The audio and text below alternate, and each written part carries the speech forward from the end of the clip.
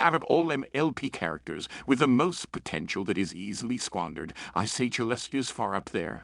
Look, I get it. She's the princess who raises the sun. Blah, blah, blah, blah. But in reality, while I do not hate her, in fact, just the opposite, actually wish we had more of her. More character development for her.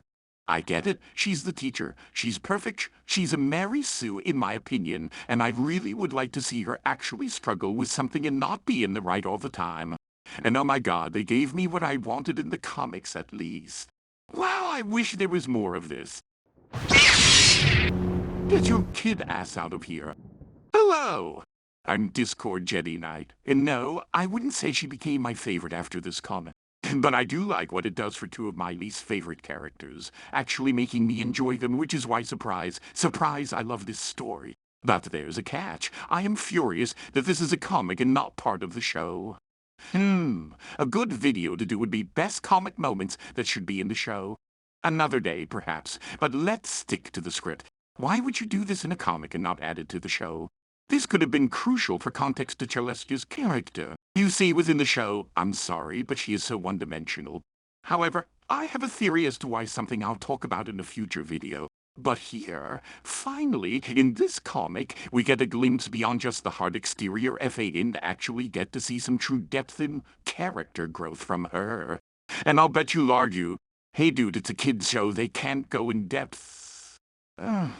Especially in romance terms. No kid likes that kind of gooey stuff. Memph? And yet we not only have LP focus on several granted, surface level at times romantic storylines, and no one had a problem with it. And I'd argue that this story doesn't go too far into the gooey, lovey-dovey stuff either. It's quite chill and adds a lot of depth to both of my least favorite characters within the MLP universe, and we're here to talk about what is hands down one of the best comics from My Little Pony, called Relflection. Okay, I'm not even going to pull my punches, and I'm giving this a 10 out of 10.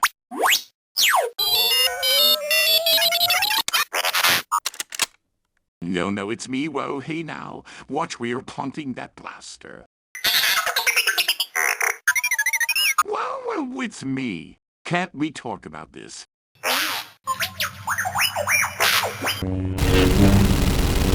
Gymnastic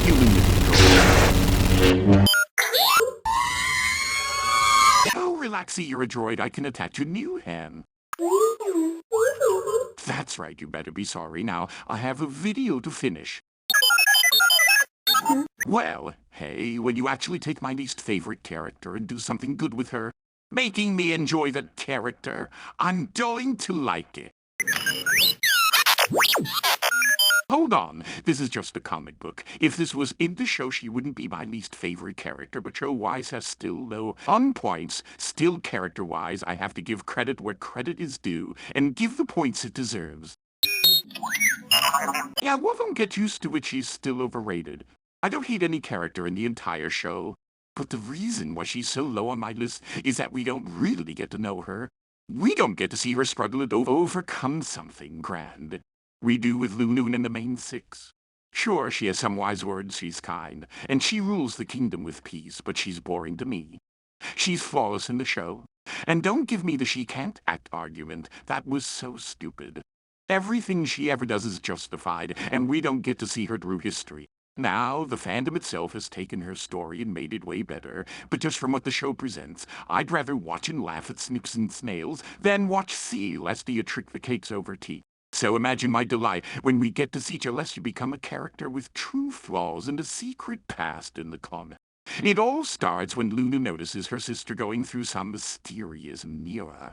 Yep, another one of those other dimensions, but it's way better than Equestria Girls, something else I have to make a video on.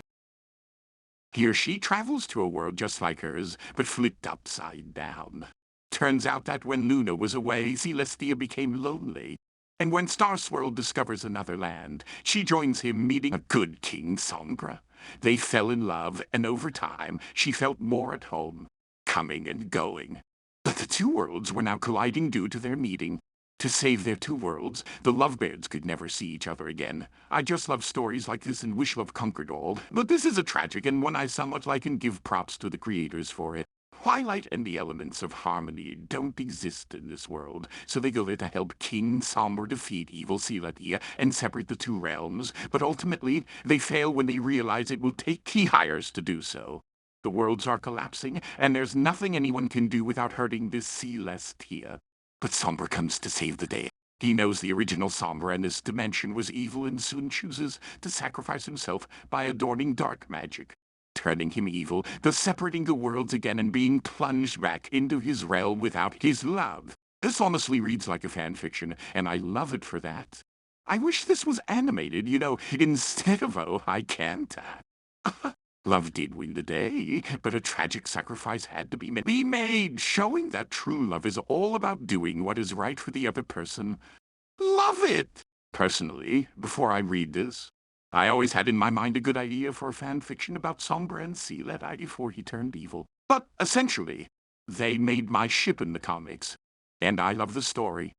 That also brings me to a theory I have. Celestia needed Discord for something. Perhaps she was hoping he could snap away the darkness so she could be with Sombra. And in the end, while Discord can make it go somewhere else, he cannot destroy it. Why? Because balance. If you undo it, you unbalance the worlds and undermine harmony. Discord is chaos, but chaos is part of harmony. It's called disharmony, not no harmony. I like to use the fire analogy for his powers. Fire can destroy a forest, but its ash will re-fertilize. That is true harmony. Chaos is needed. So maybe Celestia was trying to save her boyfriend, and even Discord said it's too dangerous, and she wouldn't risk it again. And like I said, it adds a lot to both Sombra and Celestia. Even with Sombra's backstory, he just doesn't have any true charm to him. I really don't like him, which is a shame since I love his design. However, in this comic, we get to see a genuinely caring side of him, and perhaps that's what the Sombra comic backstory needed. It tells us he cares for Hope, but it never shows just how much, leading to a shift into a villain feeling one-dimensional. While in the show I still don't like either character, I am glad that this story alone fixes my biggest problems with both of them. This is why the story is a masterpiece in my eyes, a 10 out of 10, fully deserved, and definitely high up there as one of my favorite comics. And you can call me crazy all you want, I promise. I haven't lost my mind just yet. But yeah, who knew but one of my least favs would ever get the good grades from me twice in a row. No wonder why Jifa thought I was an imposter. That said, let me know down in the comments below what you think of the story. Thank you all for watching, and that is the 600 subscriber special done. Well, I'll soon return to videos a week, and boy, I'm gonna need it. In tiered after 7 uploads. Well, I better go fix that little droid's arm. Thank you to those who subscribe to this channel. Here's to getting 700 next. Like, share. And remember, my friends, friendship is magic always.